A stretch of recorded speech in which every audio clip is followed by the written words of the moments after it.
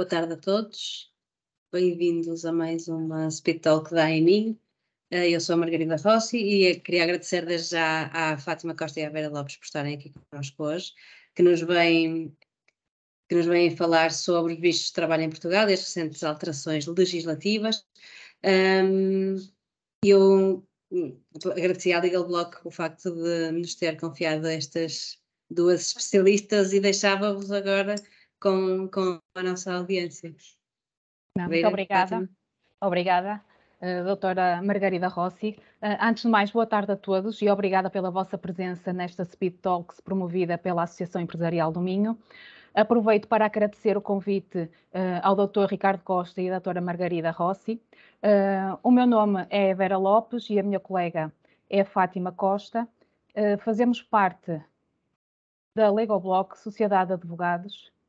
Vou só colocar aqui, já a dar a apresentação.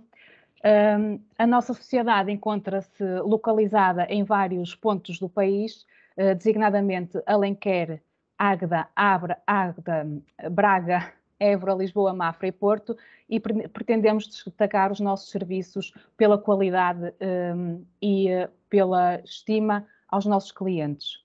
Uma das nossas áreas de intervenção é por isso mesmo a imigração de pessoas e empresas, auxiliando a entrada dos empreendedores e dos trabalhadores especializados, designadamente requerendo os vistos necessários para trabalhar em Portugal. Esta Speed Talks vai, por isso, versar sobre os vistos de trabalho em Portugal, designadamente vistos de estada temporária, visto para obtenção de autorização de residência e visto de procura de trabalho. Estes tipos de vistos que acabei de enunciar, e entrando já no tema em si, é a distinção mais lata dos vistos em Portugal. O visto de longa duração pode ser de estada temporária ou para obtenção de autorização de residência, enquanto que o visto de estada temporária permite a entrada em Portugal de cidadãos estrangeiros por um período inferior a 1 ano, é válido pela duração da estada e para múltiplas entradas no território nacional. Por sua vez, o visto para obtenção de autorização de residência é válido para 2 entradas em Portugal e por 4 meses, período durante o qual o seu titular deverá solicitar junto do Serviço de Estrangeiros e Fronteiras o título de fixação de residência. Por fim, o visto de procura de trabalho vai habilitar o seu titular a entrar e permanecer em território nacional para procurar trabalho. Nós não vamos estar a desenvolver em específico cada um destes vistos, como referi, e conforme é o título da apresentação da Speed Talks, vamos nos focar nos vistos de trabalho mais em concreto, designadamente nos vistos de trabalho subordinado, visto para trabalho independente, designada prestação de serviços, visto para trabalho qualificado e a mais recente alteração legislativa, visto para procura de emprego. Para a requisição dos vistos de trabalho existe uma documentação geral que é comum a todos os vistos, que é necessário que o requerente apresente junto do Serviço de Estrangeiros e Fronteiras. Designadamente, temos que fazer acompanhar o requerimento pelo formulário próprio para o pedido de visto, 2 fotografias tipo passe, passaporte ou outro documento de viagem, válido por mais de 3 meses após a data prevista para o regresso, seguro de viagem válido que permita cobrir as despesas necessárias por razões médicas, incluindo assistência médica urgente e eventual repatriamento, certificado de registro criminal emitido pela autoridade competente do país nacional do requerente ou do país em que resida há mais de 1 ano, o requerente, claro está. O requerimento para consulta do registro criminal português por parte do Serviço de Estrangeiros em Fronteiras e ainda cópia do título de transporte de regresso e comprovativo da disponibilidade de recursos financeiros no montante de pelo menos 3 vezes o valor da retribuição mínima mensal garantida. Como referi, estes documentos são os gerais, que são comuns a todos os tipos de visto, e agora vou eu destacar o visto de trabalho subordinado e o visto de trabalho independente, sendo que a colega, a Fátima, vai se focar no visto de trabalho qualificado e no visto para a procura de emprego. No que diz respeito, então, ao visto de trabalho subordinado, existem requisitos próprios, para além da documentação que acabei de referir, o requerimento do visto de trabalho terá que ser acompanhado pelo um contrato de trabalho ou pela existência de um contrato de promessa de trabalho. É requisito essencial a existência, então, de um ou outro contrato, para que o visto de trabalho subordinado possa ser atribuído. Para além dos documentos já referidos, é necessário ainda a apresentação do comprovativo da inscrição na administração tributária, a abertura de uma conta bancária, o comprovativo de inscrição e situação regularizada perante a Segurança Social, salvo, aqui chama a atenção que este comprovativo de regularização perante a Segurança Social não é necessário em caso de contrato, promessa de contrato de trabalho. Quero chamar ainda a atenção de que o contrato de trabalho, que deve acompanhar então o requerimento de visto para trabalho subordinado, deve fazer-se acompanhar de determinados requisitos específicos. Designadamente, deve fazer referência a que o trabalhador tem a obrigação de manter válidos os documentos comprovativos do cumprimento das disposições legais relativas à sua entrada, bem como à sua permanência ou residência em Portugal, ou seja, deve referir especificamente que tal responsabilidade é exclusivamente do trabalhador, é uma salvaguarda para a própria entidade patronal. Deve ainda ser anexado ao contrato o comprovativo de manifestação de interesse, que é uma forma de comprovar de que o trabalhador se encontra legal em Portugal, e ainda uma declaração na qual o trabalhador procede à identificação do beneficiário da pensão em caso de morte, resultante de acidente de trabalho ou de doença profissional. Tem ainda que ser, por isso, aberta uma conta bancária e, como referi ainda, a inscrição na AT, de forma a obter número de identificação fiscal. Quanto aos vistos de trabalho independente, ou a designada prestação de serviços de forma mais comum, existem também requisitos específicos para além da documentação geral que já referi anteriormente. É necessário o trabalhador estar na posse de um visto de residência válido, concedido para o exercício de uma atividade profissional independente. O trabalhador deve estar, o requerente, aliás, do visto deve estar já em território nacional, deve possuir meios de subsistência, deve apresentar e comprovar que tem alojamento através da apresentação de um contrato de arrendamento ou da apresentação de uma escritura pública de compra e venda de um imóvel, deve possuir número de identificação fiscal e apresentar também, aliás, a inscrição na Segurança Social. Não deve ter sido condenado por crime punível em Portugal com pena privativa de liberdade superior a 1 ano.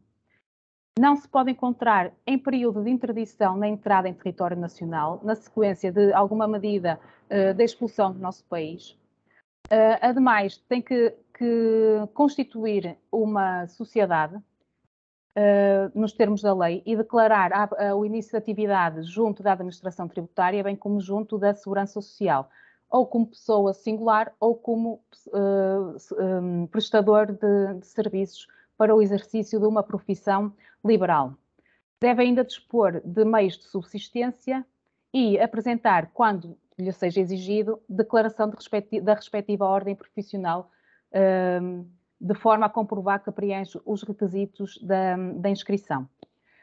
Como referi, então, um dos requisitos específicos para a obtenção do visto de trabalho independente é a constituição de uma sociedade pelo cidadão estrangeiro, de forma a poder obter este visto. Cumpre então aqui fazer uma breve referência aos tipos de sociedade que podem constituir, designadamente as sociedades por cotas e as sociedades anónimas. No que concerne às sociedades por cotas, devemos referir assim só uma breve definição para que se tenha noção. Podemos referir que o capital social está dividido então por cotas, que o valor mínimo para a sua constituição é de 1 euro, Um fator importante é que os sócios não respondem, em via de regra, perante as dívidas da sociedade, ou seja, em regra, os sócios estão salvaguardados da responsabilidade, a sua responsabilidade é limitada e respondem na integração das suas entradas, que são convencionadas no Pacto Social no momento da constituição da sociedade. E, por fim, referir que a sociedade por cotas, os órgãos de administração é a gerência, composto por um gerente ou por vários gerentes. Por sua vez, e há pouco já me estava a adiantar no PowerPoint, as sociedades anónimas são constituídas, então, por acionistas, o capital social está dividido em ações, a sua responsabilidade encontra-se limitada, por via de regra, às próprias entradas, à dívida da sua entrada. Podem ser constituídas por um valor mínimo de 50 mil euros. A firma deverá estar concluída, ou seja, a denominação social termina com a sigla SA, ou pela expressão Sociedade Anónima, e os órgãos de administração são então o Conselho de Administração, o Administrador Único ou o Conselho de Administração e o Conselho, aliás, peço desculpa, de Administração Executivo. Depois de dar aqui, como eu referi, uma breve pincelada pelas sociedades que podem ser constituídas, convém também saberem como é que se procede à constituição da empresa. É necessário que se proceda à escolha da denominação social, que no caso das sociedades por cotas será terminada por LDA ou limitada, e no caso das sociedades anónimas por SA. Deverão proceder à escolha dos membros dos órgãos sociais, bem como à escolha do pacto social, sendo que o pacto social, este pode ser escolhido dos existentes ou pré-aprovados pelo Instituto de Registros e Notariado, ou então pode ser elaborado de raiz, prevendo especificamente e de acordo com a vontade dos sócios dos órgãos sociais o conteúdo do mesmo. O pacto social terá que ser, então, assinado pelos sócios e terá que se proceder à abertura de uma conta bancária, bem como ao registro da empresa junto da Autoridade Tributária e da Segurança Social. Isto, como referi, é uma breve pincelada, porque teríamos muito que falar aqui nas sociedades por cotas e nas sociedades anónimas, mas sendo que não é este o tema principal da nossa apresentação, são apenas requisitos para a aquisição do visto de trabalho independente. Ficou aqui um pequeno cheirinho, como se costuma dizer, do que são as sociedades por cotas, as sociedades anónimas, bem como a forma de constituir uma sociedade. Em via de regra, podemos ainda referir que os cidadãos estrangeiros que recorrem ao visto para trabalho subordinado ou ao visto para trabalho independente podem socorrer-se do reagrupamento familiar. E o que é que consiste então no reagrupamento familiar? É a possibilidade que o cidadão estrangeiro que requer o visto em Portugal proceder ao reagrupamento familiar, isto é, trazer os seus familiares para o nosso país. E no que diz respeito, como já devem calcular, isto traz sempre muitos documentos que é necessário. No que diz respeito ao reagrupamento familiar, existem também documentos específicos, requisitos específicos que é necessário cumprir. Designadamente, é necessário que o requerente, ou seja, a quem foi concedido o visto de residência, proceda à apresentação de vários documentos, designadamente comprovativo de direito ao reagrupamento familiar pelo cidadão estrangeiro titular, então, de uma autorização de residência. Tem ainda que apresentar comprovativos devidamente autenticados dos vínculos familiares invocados, sendo que no reagrupamento familiar apenas determinados familiares podem ou estão abrangidos por esta medida que irei focar mais à frente. Tem que apresentar ainda 2 fotografias iguais, tipo passe, passaporte ou outro documento de viagem válido, comprovativo de que dispõe alojamento, como referi nos vistos anteriores, ou através de contrato de compra e venda ou através de contrato de arrendamento, comprovativo de que dispõe de meios de subsistência suficientes para suprir as necessidades familiares. E ainda comprovativo da entrada legal em território nacional e uma série de documentação que irei referir ainda, documentação mais específica que comprova, como referi, o vínculo dos membros da família para com o possuidor do visto de residência. Os documentos específicos são então o comprovativo da incapacidade do filho maior. Este tem que deve apresentar o comprovativo que o filho, apesar de maior, é incapaz e que está a seu cargo. Tem que apresentar certidão de decisão de que foi decretada a adoção em caso de filhos adotantes, cópia de certidão narrativa completa de nascimento, comprovativo da situação de dependência económica e documento de matrícula no estabelecimento de ensino em Portugal. Ou seja, este documento específico aplica-se no caso de filhos maiores, solteiros e que se encontram a cargo do requerente. Comprovativo da situação de dependência económica no caso de ascendentes de primeiro grau, de idade inferior a 65 anos. Aqui os dependentes em primeiro grau são os pais ou os sogros. E ainda certidão da decisão que decretou a tutela em caso de decisão de tutela que terá que ser acompanhada da decisão da autoridade nacional que a reconheceu. Ou seja, foi atribuída a tutela de um irmão maior ao requerente do visto e o requerente tem que apresentar o comprovativo do país, da autoridade nacional, do país em que foi decretada essa tutela.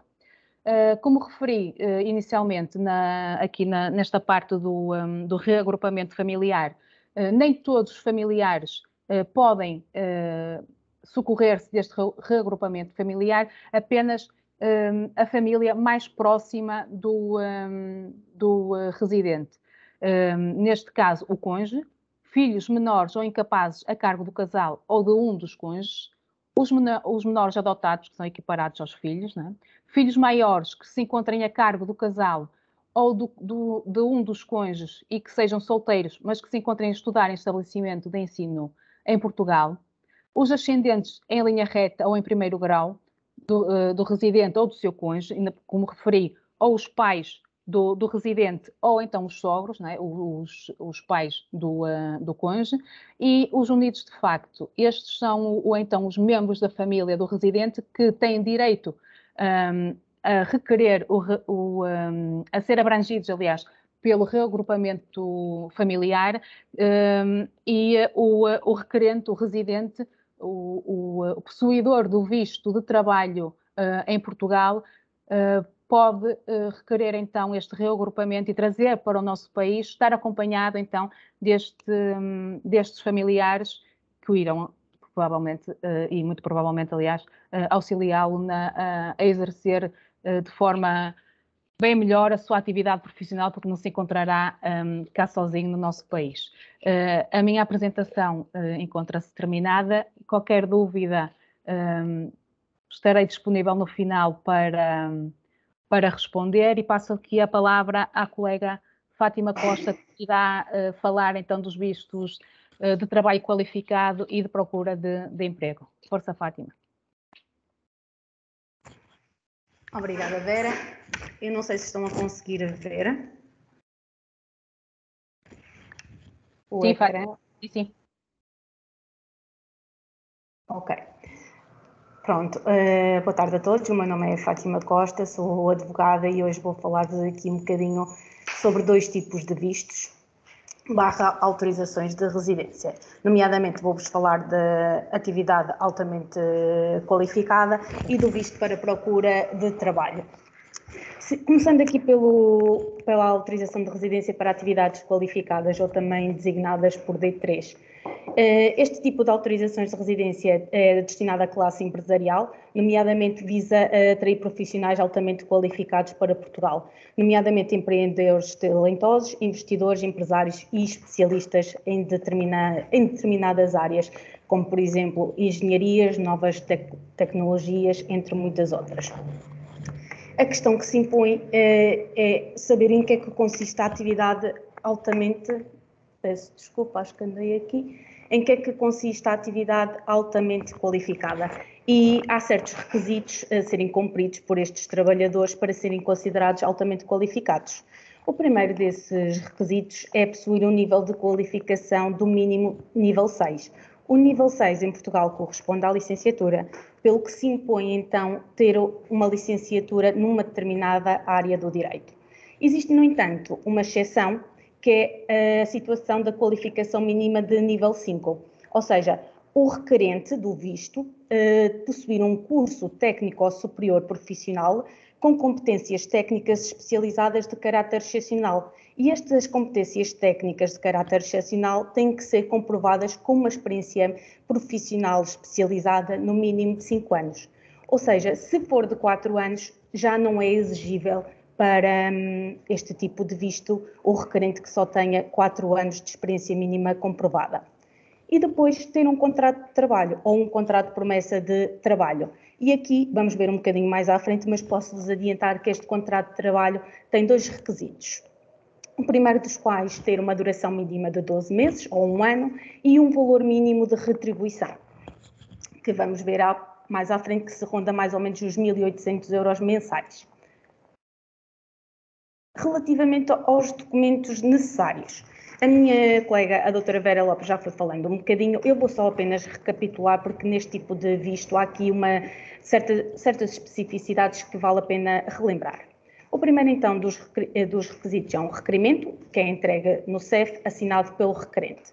O passaporte válido, as 2 fotografias, aqui de salientar que só tenho conhecimento de 2 chefes e um deles é o de Aveiro, que exige estas 2 fotografias. Quase todos os outros chefes aproveitam e tiram as fotografias no dia do agendamento ao requerente.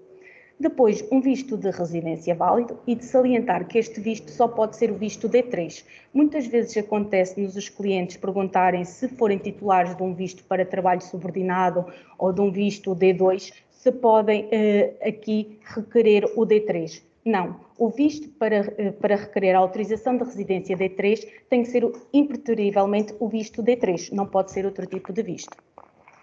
E depois o contrato de trabalho ou o contrato de promessa de trabalho, que também é perfeitamente possível e cada vez mais recorremos a este instituto do contrato de promessa de trabalho. Depois, o pedido para consulta do registro criminal, ou seja, uma autorização que os requerentes dão ao CEF para consultarem o seu registro criminal, o certificado do registro criminal do país de origem e do país onde o requerente tenha residido por mais de 1 ano. Ou seja, se tivermos, por exemplo, um cidadão de nacionalidade brasileira e ele viver na Alemanha há 1 ano, é necessário então que ele entregue os 2 registros criminais, o do Brasil e o da Alemanha. Depois, também um comprovativo de alojamento, que pode ser tanto uma escritura pública de compra e venda ou um contrato de arrendamento. Eu não me vou alongar aqui porque a doutora Vera já explicou isto. Depois, a posse de meios de subsistência. Este requisito prende-se com o facto do Estado português exigir que estes cidadãos de origem estrangeira não constituam um encargo para o Estado. Então, exigem que eles próprios providenciem pelas suas necessidades diárias, e um dos elementos essenciais é entregar então um extrato bancário que prove que eles têm dinheiro na conta bancária portuguesa e na conta bancária do país de origem, que faça face às suas necessidades da vida cotidiana. Depois, o NIF, o número de identificação fiscal português, e o NIS, o número da segurança social. Relativamente então ao contrato de trabalho, tínhamos falado então que tem que ter a duração mínima de 1 ano ou 12 meses e o valor mensal do salário tem que ser 1,5 vezes o salário anual bruto médio nacional, que ronda os 1.752,52 €. Imaginemos uma situação em que o nosso cliente pretende requerer este tipo de autorização de residência, mas só ganha 1.500 euros, ele já não é elegível para este tipo de programa, porque não cumpre o valor do salário mínimo. Depois de referir que esta autorização de residência é válida por 2 anos, ou seja, o primeiro cartão de residência é válido por 2 anos e depois o segundo cartão de residência é válido por 3 anos, que prefaz um total de 5 anos. Ao fim dos 5 anos, o requerente deste tipo de vistos pode então optar por uma de 3 soluções. A primeira é a residência permanente, a segunda, a terceira, renovação e a última é a nacionalidade portuguesa.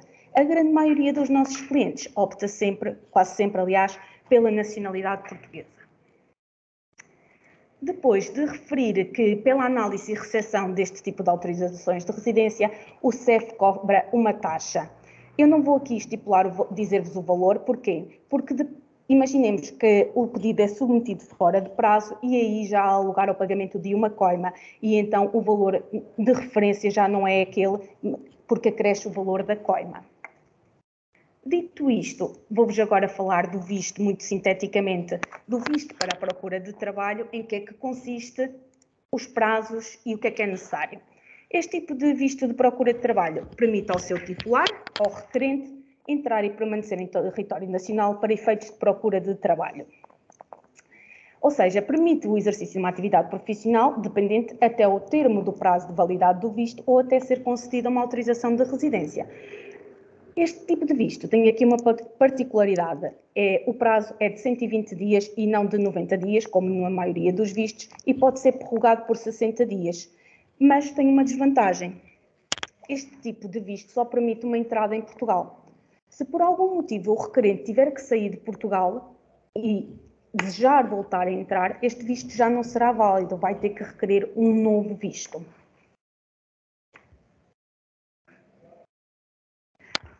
Fátima, desculpe estar a interromper. Sim. A apresentação não está a passar e não sei se quer voltar a tirar e voltar a pôr, porque está a passar slides, não está? Estou sim. Eu há bocadinho tinha alguma dúvida porque estava com um discurso tão fluido que não me apercebi que então, não era... Eu vou sair, dê-me só um bocadinho, parar de partilhar. Eu realmente não estou a ler, eu confesso que não estou a ler, estou a falar mais Percebes por mim. perfeitamente que não está, por isso é que no início fiquei na dúvida se seria propositado ou não, mas agora que a vejo a mexer no rato dá para perceber. Confirmem só se conseguem ver. Consigo ver e consigo ver o ponteiro do rato, agora não, mas não estão a passar os slides. Deixe-me ver.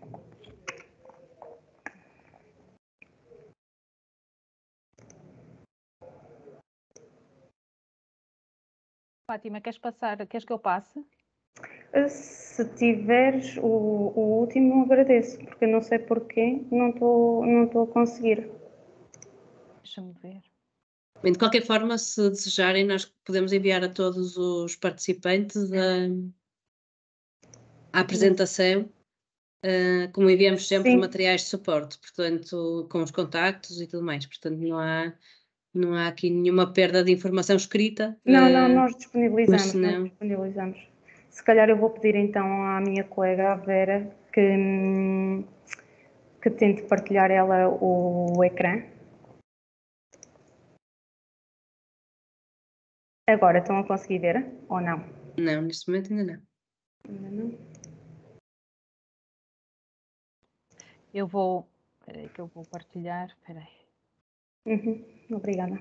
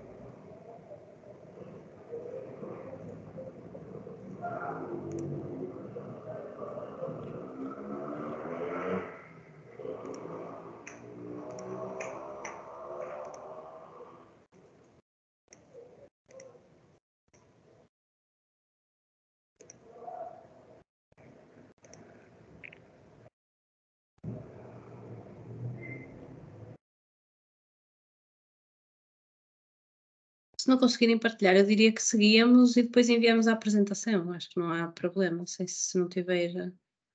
Ok. Acho que estava a correr lindamente, Fátima, portanto não é problema. Não se estava a ver agora? Não, nada. Ai, também não? Estranho. Então Não. deve ser o... Eu acho que é do Do Teams. Sim. Não. Porque no meu computador aparece, mas É como... depois verifiquei que ninguém estava a ver. Sim, é como no meu. Aparece para mim, mas pelos vistos não consegue mais ninguém ver. Pronto, então, continuando aqui, também já não falta muito para terminarmos, mas falando aqui, voltando aqui aos vistos para a procura de trabalho, de salientar que a emissão deste visto é possível efetuar um agendamento no CEF, e este visto é válido por 120 dias, como eu já referi.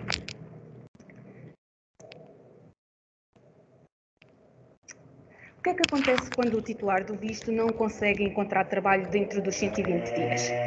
Neste caso, a nossa lei, o nosso legislador foi bastante severo e estipulou que o titular deste visto tem que abandonar impreterivelmente o território português, ou seja, não pode de forma alguma permanecer em Portugal. E como agravante, é que para além de ter que abandonar o nosso país, só pode voltar a solicitar este novo visto após 1 ano após a expiração do visto anterior. Ou seja, este visto é válido por 120 dias, 4 meses. Se pedíssemos hoje, 1 de maio, ele seria válido até 1 de setembro. E o que é que aconteceria? Só a 1 de setembro de 2024 é que o titular deste visto poderia novamente voltar a solicitá-lo. Antes, nunca seria possível. E quais são, então, os documentos necessários?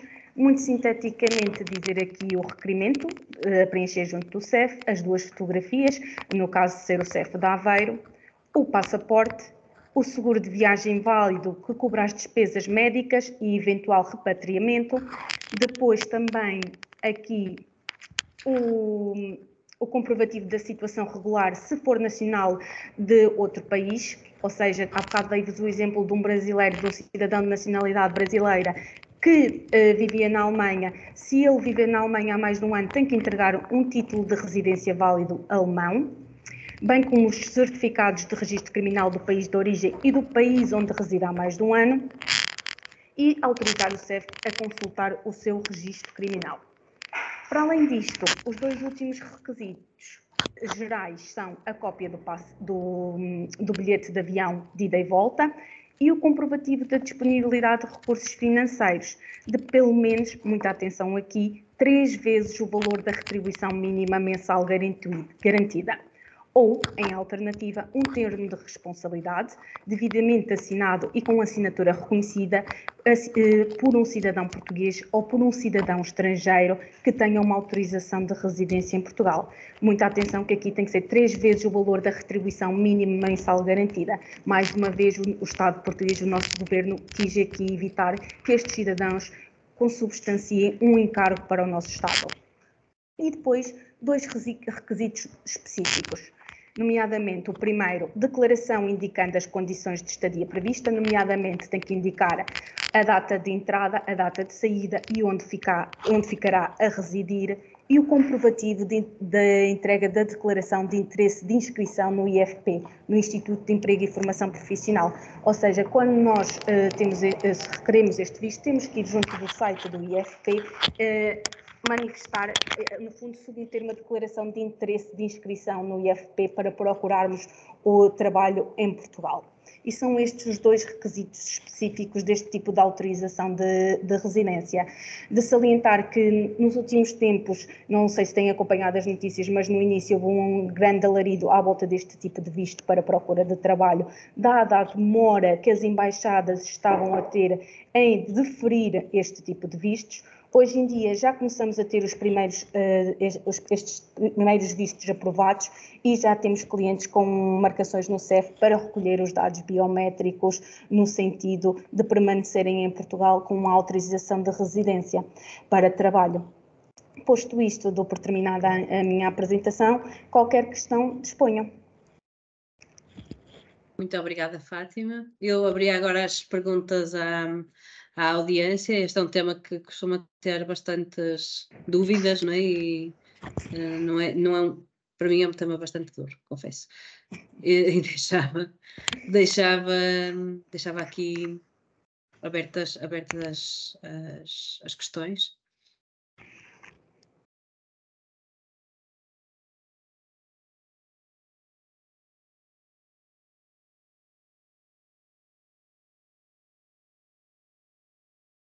Ok, temos a Nídia Conceição. Olá, Nídia. Olá, Margarida. Como Está tudo está? bem? Tudo bem? Gostei Ora, diga. muito. Gostei muito. Tinha aqui uma dúvida, se calhar um bocadinho jurídica, não interessa muito aqui aos mais presentes, porque a prática é que os traz aqui, acho eu. Mas eu queria talvez aqui perguntar à minha colega, a Vera Lopes, acho que será, não sei, decidam qual será a pessoa mais indicada para responder aqui a minha questão, mas isto prende-se um bocadinho com o artigo 59 da nossa querida lei, que antigamente, e só para antigamente, há uns anitos, todo ele definia um procedimento muito elaborado que devia de ser respeitado e tudo mais. Entretanto, os artigos com esse procedimento foram realmente revogados e ficou apenas um artigo que eu acho que deve ter sido assim, não sei, talvez deve-se ter esquecido dele, que fala aqui realmente que o Instituto, o nosso IFP, bem como os respectivos serviços competentes de cada região autónoma, mantém um sistema de informação permanente, atualizado, blá blá blá. Ou seja, na minha opinião, e eu queria ver se os colegas tinham a mesma opinião, cada vez que é de se recorrer a este tipo de visto, ou que os clientes nos colocam as questões de forma que são as campanhas nas nossas cabeças para este tipo de visto, isto fica assim aqui um bocadinho nu, a nível de procedimento, e eu fico sempre um bocadinho sem saber muito bem o que eu quero dizer aos clientes, ou melhor, como é que é de explicar como é que é o procedimento. Eu queria saber qual era a experiência das colegas.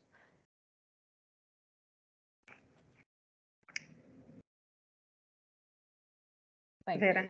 aqui digamos que quem tem mais experiência prática até a colega Fátima, eu sou mais a experiência teórica ainda, que vou aqui beber na sabedoria da colega Fátima, por isso vou passar aqui a bola para a colega.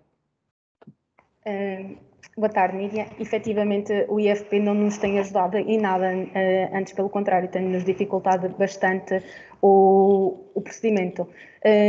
Porquê? Eu não sei se a colega já teve alguma vez alguma experiência prática neste âmbito de autorizações de residência para trabalho subordinado, mas o que a lei nos diz é que nós temos que submeter uma candidatura no IFP e essa candidatura por parte de uma empresa não pode ser preenchida por um nacional nem do português nem da União Europeia.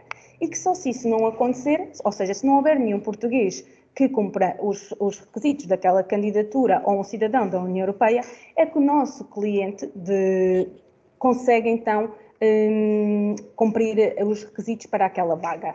O que é que acontece a seguir? Para além de estarmos condicionados com esta burocracia toda, depois o próprio IFP não emite tempestivamente essas declarações de que não foi preenchida a vaga por nenhum nacional português ou da União Europeia.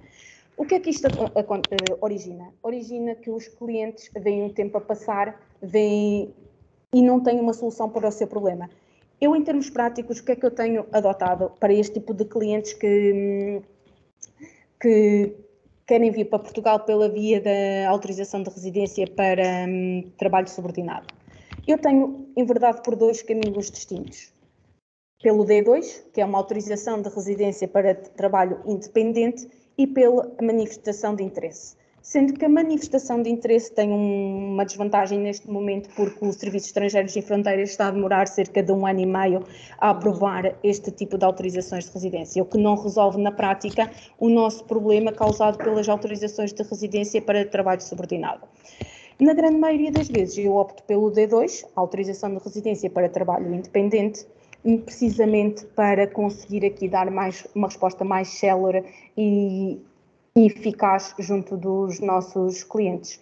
Claro que se for um profissional altamente qualificado, optamos então pelo D3. Se for um cliente que reúna requisitos financeiros para um Golden Visa ou também designado ARI, optamos também por esta solução. Ok, muito obrigada. Beijinho, Margarida. Adeus. Mais alguma questão? Ora, Paulo Carvalho. Olá, Paulo, bem-vindo. Olá, boa tarde, Paula. Paula, desculpe, eu Não faz estou a mal. precisar de óculos. Portanto, não tem problema. Eu tenho uma questão que é a seguinte, portanto, nós somos uma empresa de construção, portanto, trabalhamos com clientes, quer públicos, quer privados, e ultimamente tenho deparado com o seguinte, nós temos cerca de 20% dos nossos colaboradores são colaboradores estrangeiros, portanto, e os nossos clientes, para poder aceitar estes colaboradores em obra, pedem-nos a manifestação de interesse. Portanto, até há algum tempo, esta parte, o CEF tinha lá uma opção que emitia uma declaração a dizer que o colaborador tinha uma manifestação de interesse submetida ou um número, aquilo saía ao género de uma declaração. Para os processos antigos. Para os processos recentes não sai nada disso, não é? Portanto, não. E os nossos clientes têm-nos causado alguns obstáculos precisamente por esse motivo, porque o que é que nós fazemos? Nós pedimos aos colaboradores um print das várias páginas da manifestação de interesse e é isso que enviamos, mas temos alguns clientes que se negam a aceitar os clientes porque dizem que isso não é válido. Portanto, estes prints, por assim dizer, não sendo válidos, o que é válido? Então, não sei se a Vera... Ok. Boa tarde, Paula. Efetivamente, antigamente, quando se submetia uma manifestação de interesse e ela estava pendente, nós conseguíamos retirar o comprovativo do site da SAPA, que é o site das manifestações de interesse. Hoje em dia, o que é que nós temos feito? Nós tiramos efetivamente o print, mas eu compreendo perfeitamente os vossos clientes. Porquê?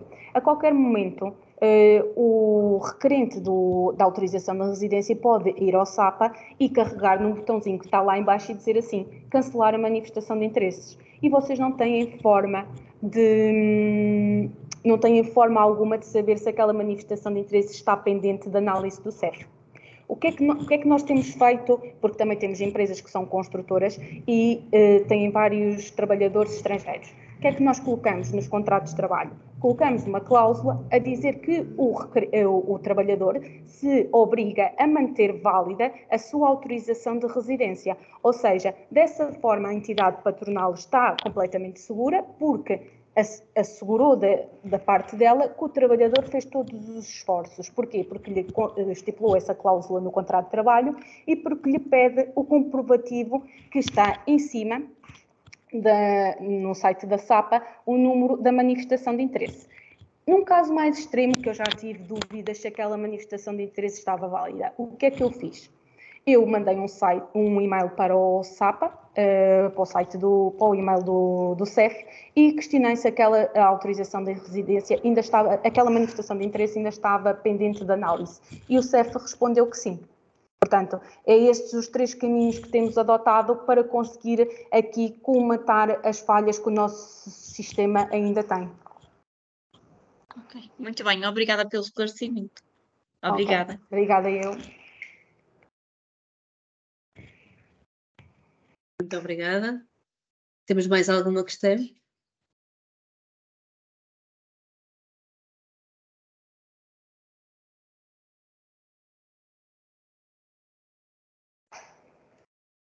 Muito bem. Acho que temos, ou temos uma audiência mais tímida, ou já está toda a gente esclarecida.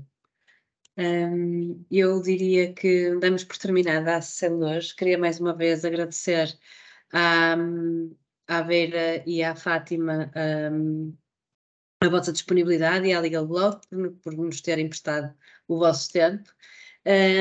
Queria só deixar aqui algumas notas de coisas que vão acontecer agora nos próximos dias relativamente à EMIN. Um bocadinho neste seguimento do que estivemos a falar agora, vamos falar no dia 9, numa próxima Speed Talk, sobre oportunidades de negócio no mundo árabe, com a MAB. E no dia 16 temos a Speed Talk com a EnergyCon, que nos vem falar sobre renováveis e algumas questões que temos que ter em atenção na regulamentação das comunidades de energia renovável. Por fim, no final do mês, no dia 30, temos ainda financiamento e capitalização na indústria com a GEIS Luz. Vem-nos falar o Ricardo Luz sobre o que está a acontecer nesta área, naturalmente muito associado aos incentivos do Portugal 2030. Não de menos, temos no dia 26 o segundo aniversário da AMIO, que estão todos desde já convidados para se juntarem a nós em Viana do Castelo, na tarde deste dia 26, onde vamos ter uma conferência sobre o Minho no Portugal de amanhã. Já contamos com um painel bastante interessante que vai ser divulgado agora nos próximos dias, e depois será um sunset de comemoração no Fil Viana, onde vamos estar todos num momento de partilha e de celebração. Portanto, sintam-se desde já convidados. Muito obrigada mais uma vez a todos e até breve. Muito obrigada. Obrigada. Boa tarde. Boa Deus, tarde. boa tarde.